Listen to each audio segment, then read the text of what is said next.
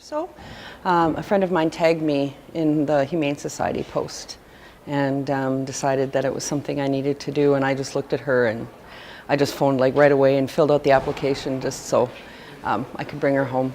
When we picked her up, they told us that she was blind and possibly deaf, but that evening I opened a bottle of carbonated water, and the noise made her jump, so I knew she could hear. So we've been working, and I think there is some vision, either peripheral or just around the bottom area. Her depth perception is off, and all we were told is that she had a skull fracture, and I'm not quite sure how that occurred. But since then, she's eating and she's drinking. She can find her food, she can find her water and everything. So whether she's gotten better or she's just had more practice now with getting accustomed to her visual disability, I'm not sure. But she's certainly adapting really well. And we're working on clicker training so that we're using more auditory things.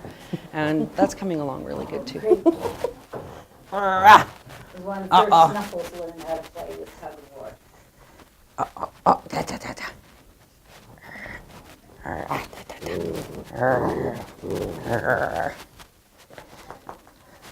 She came in as a stray, but she was awfully young to be on her own, and sometimes mother dogs will bite the puppies, and it looked like it was a bite.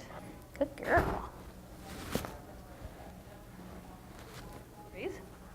And you can see that there's a fracture in the skull on the top of her head, and the swelling on top was bleeding and like a large bruise.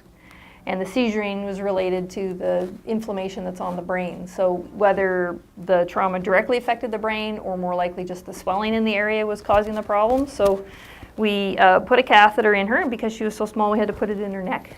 So she had this big neck brace on and the catheter in so we could give the medication to stop the seizures whenever she seizured. So because of the trauma, what she's left with for brain damage is that she's blind. She relies on other senses more, and I was a little bit worried that she might also be deaf, because sometimes we'd go into her kennel and she'd not hear you coming. But she's been out in foster, and the foster parents report that she does hear, and they think that she might have some vision, which is encouraging. And because she's really young, there is a potential for that tissue to heal. So there's the potential for her to get some vision back. In addition to the seizures, she would circle and have these episodes of screaming frustration, and I didn't know if that was just a lack of sensation or if she was in a lot of pain. So I actually took her home for the first few days just because she was needing such intensive care, and we wanted to make sure we could stop any seizure that happened. So we had a bell on her and kept her by the bed, and fortunately though, she medication worked well and she stopped seizuring. So yeah, so I'm quite attached to her too, and I'm very happy that the fosters want to adopt her, because it's a lot of challenge to find an adopter that's willing to take on a disabled dog, and if they just see how awesome they are, they'll figure it out. But the fosters had that opportunity to have her for the past month.